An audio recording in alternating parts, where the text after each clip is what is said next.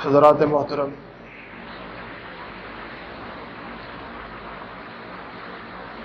رب العالمین نے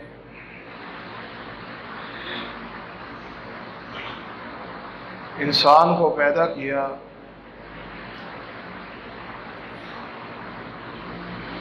اور اس انسان کی پہچان کے لیے اس کے رشتوں کو بھی تخلیق کیا۔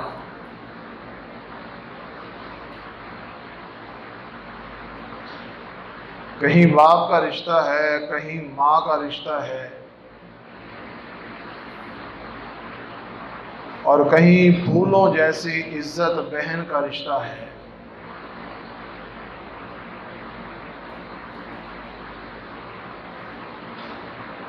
رب العالمین نے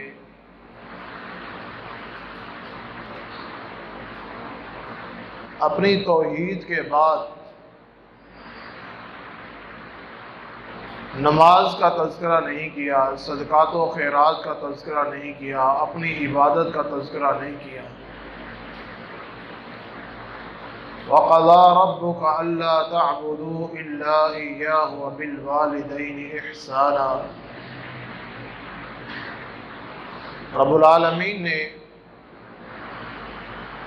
بے شمار مقامات پر یہ ارشاد فرمایا، اے انسان، تو صرف اللہ ہی کی عبادت کر، اللہ کی توحید کے بعد وَبِالْوَالِدَيْنِ إِحْسَانًا، والدین کے ساتھ حسن سلوک کر۔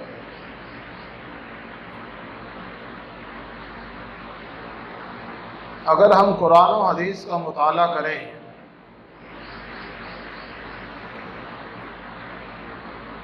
تو ہمیں وہاں ایسا تذکرہ بھی ملتا ہے کہ والدین کفر پر فوت ہوئے،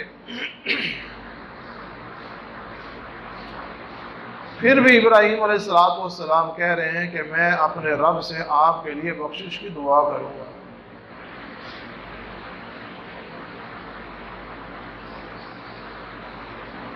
عیسیٰ علیہ السلام کو دیکھ لیجئے، جب لوگوں نے اعتراض کیا کہ اے مریم، یہ تو بچہ کہاں سے لے آئی ہے؟ عقل تو یہ کہتی ہے کہ ایک عورت کی شادی ہو، اس کا خاوند ہو، گھر بار ہو، خلوت ہو، اس کے بعد اولاد ہو، کہ ہمارا یہ دنیا کا ماحول اس کو صحیح کہتا ہے۔ اے مریم، تیری تو شادی بھی نہیں ہوئی، یہ بچہ کہاں سے آ گیا؟ مفسرین نے لکھا ہے کہ 4 قسم کے بچے ایسی عمر میں بولے ہیں کہ جب ان کی دودھ پینے کی مدت ہے۔ ان میں سے ایک بچہ جن کو عیسیٰ علیہ السلام کہتے ہیں، فرمایا اعتراض کرنے والوں، قال انی عبد اللہ آتانی الکتاب وجعلنی نبیا۔ آگے ارشاد فرماتے ہیں، وَبَرًّا بِوَالِدَتِی، میرے اللہ نے مجھے یہ بھی حکم دیا ہے کہ میں اپنے والدین کے ساتھ حسن سلوک کروں۔ اگر میرے لیے کوئی انسان دنیاوی معاملات میں میرے ساتھ کوئی نیکی کر دیتا ہے، اللہ کے گھر کے معاملات میں کوئی لینٹر ڈلوا دیتا ہے ایک ہی بندہ، میں ساری زندگی اس کا احسان نہیں بھولوں گا۔ اگر میری ذات کے لیے کوئی انسان اپنی نوکری چھوڑ کر مجھے اس سٹیج پر پہنچا دے، میں ساری زندگی اس کا احسان مند رہوں گا، اس کا احسان نہیں بھولوں گا۔ لیکن ہمارے معاشرے میں جس میرے اللہ نے اپنی وحدانیت کے بعد سب سے اونچا درجہ جو جس ذات کو دیا ہے وہ والدین جیسی عظیم نعمتیں ہیں. ان کے ساتھ ہمارا معاشرہ اتنا ظلم کرتا ہے. عبداللہ بن عمر رضی اللہ تعالی عنہ کے پاس ایک بندہ آیا, کہنے لگا اے عبداللہ بن عمر رضی اللہ تعالی عنہ, میری ماں بوڑھی عورت ہے, میں اس کو اپنے کاندھوں پہ اٹھا کر بیت اللہ میں لایا ہوں, میں نے عمرہ کروایا ہے, حج کروایا ہے, کیا میں نے اپنی ماں کے احسان کا بدلہ دے دیا ہے؟ عبداللہ بن عمر رضی اللہ عنہ کہنے لگے اے پگلے, تو نے تو اپنی ماں کے اس درد کا بھی بدلہ نہیں دیا جو اس نے جنم دیتے وقت تجھے تیری وجہ سے برداشت کیا. تو اپنے والدین کا بدلہ کہاں دے سکتا ہے؟ صحیح بخاری کی حدیث ہے, نبی رحمت صلی اللہ علیہ وسلم نے ارشاد فرمایا, جو انسان یہ خواہش کرے کہ میری عمر لمبی ہو جائے اور میرے اللہ میرا رزق وافر کر دے, عمر بھی لمبی ہو, رزق بھی وافر ہو, یقیناً آج اس معاشرے میں اور آج سے پہلے آنے والے معاشرے میں بھی ہر انسان کی یہی خواہش ہوتی ہے, میں ابھی نہ مروں, مجھے موت نہیں چاہیے, لمبی عمر ہو, فراوانی ہو, رزق وافر ہو اور میرے پاس دولت کے انبار ہو. ہر انسان کی یہ کوشش ہے, چاہت ہے, چاہے وہ دیندار ہے یا ایک عام آدمی ہے, وہ غریب ہے, جو بھی ہے, اس کی یہ کوشش ہے, چاہت ہے کہ میری عمر بھی لمبی ہو اور میرے پاس رزق کی بھی فراوانی ہو. نبی رحمت صلی اللہ علیہ وسلم نے ارشاد فرمایا, اگر یہ دو چیزیں کوئی انسان چاہتا ہے کہ مجھے یہ دو چیزیں مل جائیں, آقا فرماتے ہیں پھر وہ انسان اپنے والدین کے ساتھ حسن سلوک کرے, میرے اللہ رزق بھی بڑھا دیں گے, عمر بھی بڑھا دیں گے. اگر ہم احادیث مبارکہ کا مطالعہ کریں, ایک صحابی آئے نبی رحمت صلی اللہ علیہ وسلم کے پاس, یا رسول اللہ صلی اللہ علیہ وسلم, جہاد پر جانا چاہتا ہوں, کافروں کے سامنے اللہ کے لیے اپنی جان پیش کرنا چاہتا ہوں, لڑنا چاہتا ہوں, قیامت والے دن میرے اللہ مجھے انبیاء کے ساتھ اٹھائیں, نیک لوگوں کے ساتھ اٹھائیں, صدیقین کے ساتھ اٹھائیں. نبی رحمت صلی اللہ علیہ وسلم نے اس سے ایک سوال کیا, احی والدیک, کیا تیرے امی ابو زندہ ہیں؟ وہ صحابی کہنے لگے جی یا رسول اللہ صلی اللہ علیہ وسلم, میرے ماں باپ زندہ ہیں. فرمایا جا پھر ان کی خدمت کر, میرے اللہ تجھے جہاد کا بھی ثواب دیں گے, ان کی خدمت کا بھی ثواب دیں گے. جن کے والدین زندہ ہیں, میرے اللہ نے قرآن میں ارشاد فرما دیا, وَقَضَىٰ رَبُّكَ أَلَّا تَعْبُدُوا إِلَّا إِيَّاهُ وَبِالْوَالِدَيْنِ إِحْسَانًا إِمَّا يَبْلُغَنَّ عِندَكَ الْكِبَرَ أَحَدُهُمَا أَوْ كِلَاهُمَا فَلَا تَقُل لَّهُمَا أُفٍّ. اگر میرے اللہ نے تجھے زندگی دی ہے, جوانی دی ہے, مال دیا ہے, دولت دی ہے, فراوانی دی ہے, فَلَا تَقُل لَّهُمَا أُفٍّ, ان کے سامنے اف تک نہ کر. ائمہ نے یہاں تک بھی لکھا ہے کہ اگر کسی انسان کے والدین زندہ ہیں, اس کے سامنے وہ اپنا کپڑا بھی نہ جھاڑے تاکہ اس میں سے اڑنے والا گرد اس کے والدین کے اوپر بھی نہ پڑے. ہم نہیں جانتے یہ کتنی عظیم ہستی ہیں, یہ کتنی عظیم نعمتیں ہیں. ان سے پوچھو جن کے والدین اس دنیا میں نہیں ہیں, جن کی ماں اس دنیا سے چلی گئی ہے, جن کا باپ اس دنیا سے چلا گیا ہے. میرے اللہ نے ان کے لیے بھی ارشاد فرمایا, وَقُلْ رَبِّ ارْحَمْهُمَا كَمَا رَبَّيَانِي صَغِيرًا. اے انسان, اگر تیرے والدین اس دنیا سے چلے گئے ہیں تو ان کے ساتھ حسن سلوک کیسے کرے گا؟ ہاتھ اٹھا لے اللہ کی بارگاہ میں اور اپنے اندر والا جو چشمہ ہے اس کو نرم کر دے، اپنے دل کو نرم کر دے، ہاتھ اٹھا لے، وَقُلْ رَبِّ ارْحَمْهُمَا كَمَا رَبَّيَانِي صَغِيرًا، اے میرے اللہ میرے والدین اس دنیا میں نہیں ہیں، اے میرے مولا میرے ماں باپ پر رحم فرما، اللہ ان کی قبر کو روشنیوں سے بھر دے، وَأَفْرِشُوا لَهُ مِنَ الْجَنَّةِ، اے میرے اللہ میرے والدین کو جنتی لباس عطا فرما دے، اے میرے اللہ میرے والدین کے لیے جنت سے کھڑکیاں کھول دے۔ یہ انسان دعا کرے، نبی رحمت صلی اللہ علیہ وسلم نے ارشاد فرمایا جو انسان میرے اللہ سے مانگتا ہے، ایمان کی حالت میں مانگتا ہے، اللہ پر توکل کرتے ہوئے مانگتا ہے، اپنے دل والے اندر کے چشمے کو نرم کر کے مانگتا ہے، میرے اللہ کہتے ہیں مجھے شرم آتی ہے میں اس کے ہاتھوں کو خالی لٹا دوں۔ یہ والدین جیسی عظیم نعمت، صحیح مسلم کا ایک حدیث، ایک واقعہ، نبی رحمت صلی اللہ علیہ وسلم نے ارشاد فرمایا تم کیا جانو یہ والدین جیسی عظیم نعمت کیا ہے؟ فرمایا بنی اسرائیل میں ایک آدمی تھا، بڑا نیک، تہجد گزار، قیام، ہر نیکی میں آگے بڑھنے والا، جس کا نام جریج تھا۔ یہ باہر جا کے کہیں اپنی ایک جگہ منتخب کی ہوئی تھی، وہاں جا کے عبادت کیا کرتا تھا۔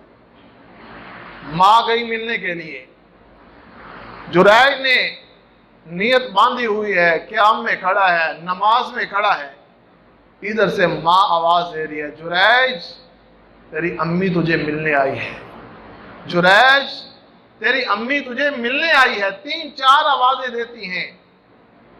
یہ اللہ کا نیک بندہ جریج یہ کہتا ہے کہ ایک طرف میرے اللہ کی عبادت ہے، ایک طرف میری ماں کا بلاوا ہے، اپنے ذہن سے فیصلہ کر لیا چلو میں نماز مکمل کر کے اپنی ماں کی پکار کا جواب دے دوں گا، لیکن جیسے ہی نماز مکمل کی ماں چلی گئی، یہ پھر عبادت میں مشغول ہو گئی، ماں پھر دوبارہ آئی، ماں نے آواز دی اے جریج امی آئی ہے، ملاقات کے لیے آئی ہے، تجھے دیکھنے آئی ہے، اپنے لختے جگر کا چہرہ دیکھنے کے لیے آئی ہے۔ میں اور آپ کیا جانے کہ ماں اور باپ کا مقام کیا ہوتا ہے۔ یہ ماں کہنے لگی اے جریج ماں آئی ہے تجھے دیکھنے کے لیے، جریج پھر نماز میں کھڑے ہیں، پھر وہی سوچ، سلام پھیروں گا، ماں کا جواب دوں گا، ماں چلی جاتی ہے، 3-4 مرتبہ ایسے ہی ہوتا ہے۔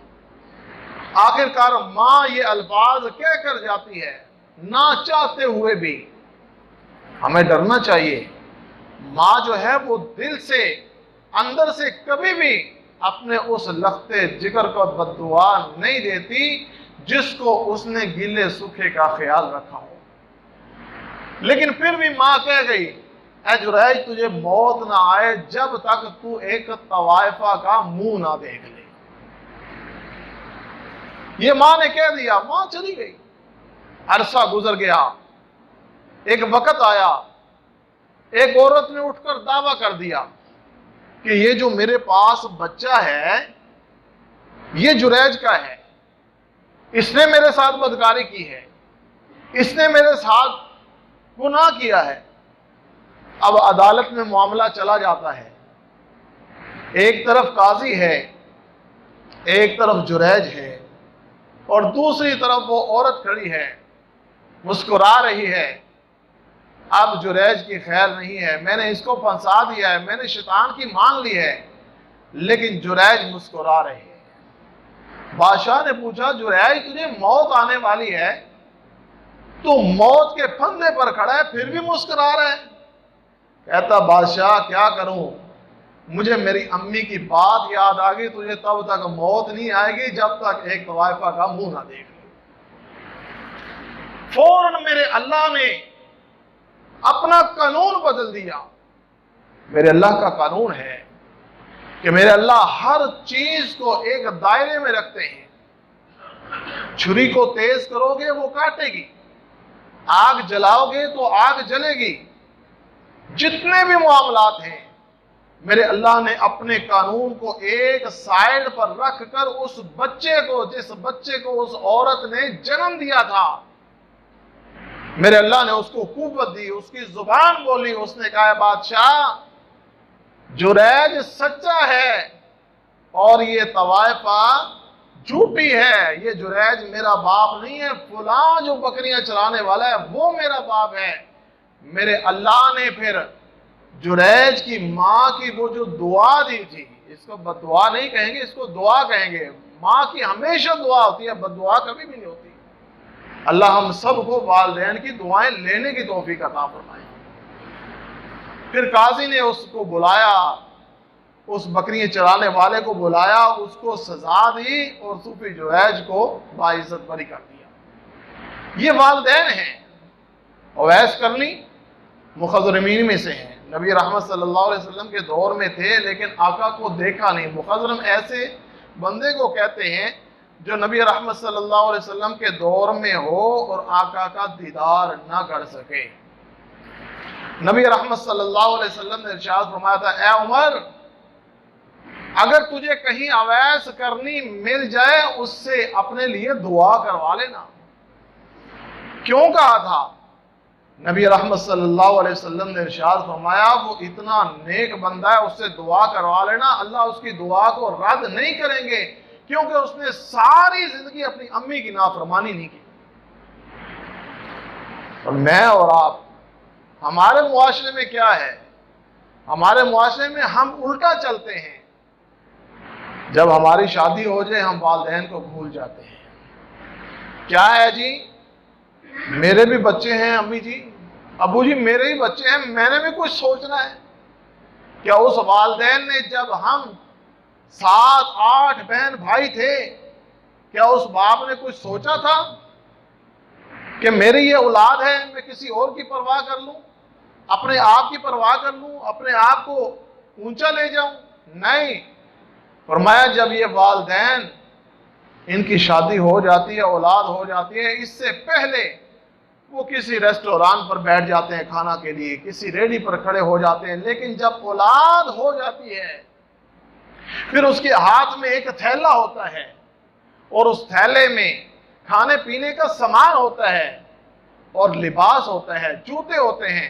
کوئی پوچھنے والا پوچھتا ہے بھائی کل تو تم ہمارے ساتھ یہاں کھڑے ہو کر کھاتے تھے، فرمایا آج میری اولاد ہو گئی ہے، میں اس اولاد کے لیے لے کر جا رہا ہوں۔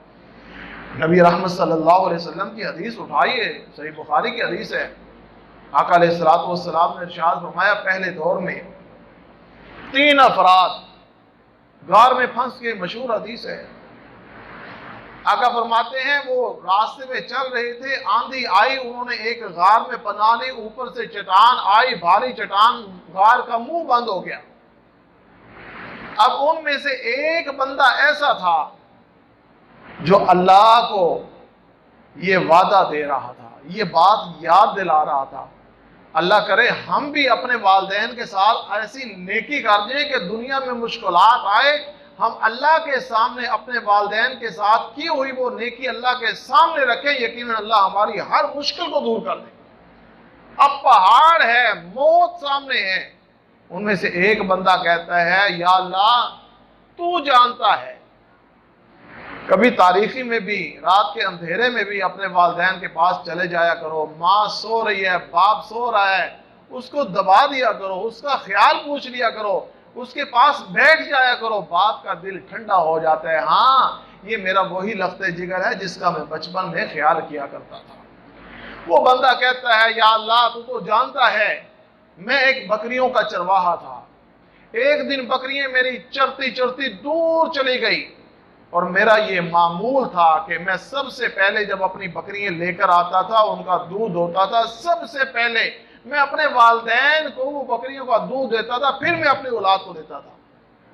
لیکن آج ہماری اولاد پہلے ہے اور والدین بعد میں ہے۔ ہونا تو یہ چاہیے والدین پہلے، اولاد بعد میں، پھر دیکھیں اللہ برکتیں کیسے کرتے ہیں۔ یہ شخص کہتا ہے یا اللہ میری بکریاں چرتی چرتی دور چلی گئیں، اللہ جب شام ہوئی تو میں بکریاں لے کر واپس آیا، میرے والدین سو چکے تھے، میری اولاد جاگ رہی تھی، بھوک سے بلک رہی تھی، بچے تھے، میں نے دودھ دویا، یا اللہ تو جانتا ہے، میں وہ پیالہ لے کر اپنے والدین کے پاس گیا، میرے والدین نیند کی آغوش میں تھے، وہ سوئے ہوئے تھے۔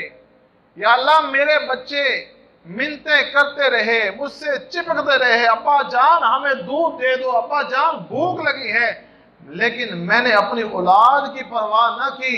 اے اللہ وَقَضَىٰ رَبُّكَ أَلَّا تَعْبُدُوا إِلَّا إِيَّاهُ وَبِالْوَالِدَيْنِ إِحْسَانًا، والدین کے ساتھ حسن سلوک کا ہم نے اپنے پیغمبروں سے سنا ہے۔ یا اللہ میں نے اپنے والدین کے ساتھ حسن سلوک کیا، اپنے والدین کے سرانے میں لے کر وہ پیالہ کھڑا رہا، کتنی دیر کھڑا رہا۔ آج ہمارے اندر اتنی جستجو ہے کہ ہم اتنی دیر برداشت کر لیں، آج تو تھوڑی سی دیر ہو جائے ہم بولنے لگ جاتے ہیں، امی جان آپ کو سنتا نہیں ہے، ابا جان آپ کو بیل کی آواز نہیں آئی۔ ہمارے یہ الفاظ ہوتے ہیں۔ یہ بندہ جو پہاڑ میں غار میں پھنسا ہوا ہے، موت اس کی یقینی ہے، یہ انسان کہتے ہیں اللہ میں ساری رات وہ دودھ لے کر اپنے والدین کے سرانے کھڑا رہا، میرے بچے بلکتے رہے، یا اللہ میں نے اپنے بچوں کو نہیں دیا۔ والدین جب صبح ہوئی، والدین اٹھے، انہوں نے دیکھا ہمارا لختے جگر دودھ لے کر کھڑا ہے، اے اللہ یہ میں نے تیری رضا کے لیے کیا تھا، اگر تو جانتا ہے کہ واقعی میں نے تیری رضا کے لیے کیا تھا، یا اللہ ہماری اس مشکل تو دور کر دے۔ میرے اللہ نے غار کو، پتھر کو ہٹا دیا تھا۔ کیا آج ہمارے اندر اتنی طاقت ہے، اتنی جستجو ہے کہ ہم اپنے والدین کے لیے دعائیں کریں، ہم اپنے والدین کے نام پر صدقات و خیرات کریں؟ نبی رحمت صلی اللہ علیہ وسلم نے ارشاد فرمایا انسان جب فوت ہوتا ہے اس کے تمام اعمال ختم ہو جاتے ہیں، ان میں سے ایک عمل جو ہے، 3 عمل ہیں، ان میں سے ایک عمل ایسا ہے جو جاری رہتا ہے۔ ولد صالح، فرمایا نیک اولاد، اللہ ہماری اولادوں کو نیک بنائے۔ وہ نیک کب ہوں گی؟ جب ہم خود اس جمعے کی طرح ہر نماز میں مسجد میں آئیں گے، اس اجتماع کی طرح اللہ اکبر ہو، اللہ کی بارگاہ میں آئیں گے، اپنی اولاد کو ساتھ لائیں گے، پھر ہماری اولاد نیک بنے گی۔ باپ جب فوت ہو جائے گا پھر یہی ہماری اولاد، یقین مانے اصول تو یہی ہے کہ جس کا باپ یا ماں فوت ہو وہ خود اس کا جنازہ، اپنے والدین کا جنازہ خود پڑھائے۔ ہم سب مولوی کا محتاج ہو گیا، جی مولوی صاحب آئیں گے جنازہ پڑھائیں گے، کیوں؟ تو مسلمان نہیں ہے، تیرے اندر وہ کیپیسٹی نہیں ہے، جو تیرے اندر سے درد سے دعائیں نکلیں گی وہ مولوی کے اندر سے نہیں نکلیں گی۔ اگر ہم اپنی اولاد کو مسجد میں لائیں گے، یقیناً اللہ کے نبی صلی اللہ علیہ وسلم نے ارشاد فرمایا والد صالح، لوگوں اپنی اولاد کا خیال کر لو، یہ نیک اولاد تمہارے مرنے کے بعد دعائیں کرے گی اور قیامت تک میرے اللہ تمہاری قبر کو منور کرتے رہیں گے۔ وَقَضَىٰ رَبُّكَ أَلَّا تَعْبُدُوا إِلَّا إِيَّاهُ وَبِالْوَالِدَيْنِ إِحْسَانًا، میرے اللہ کہتے ہیں میری وحدانیت، میری توحید کے بعد جو میں نے حق رکھا ہے وہ والدین کے ساتھ حسن سلوک کا رکھا ہے۔ اگر والدین زندہ ہیں ان کے ساتھ حسن سلوک کرو، اگر وہ بوڑھے ہو گئے ان کے سامنے اف تک نہ کرو، اگر وہ دنیا سے چلے گئے ہیں پھر ان کے لیے ہاتھ اٹھاؤ، یہ میرے اللہ نے قرآن میں ارشاد فرمایا ہے۔ اللہ سے دعا ہے اس ماہ مبارک میں جن کے والدین زندہ ہیں ان کو خدمت کرنے کی توفیق عطا فرمائے، اور جن کے والدین اس دنیا سے گزر چکے ہیں اللہ ان کے اوپر کروڑوں کروڑوں رحمتیں نزول فرمائے۔ وما علینا الا البلاغ المبین۔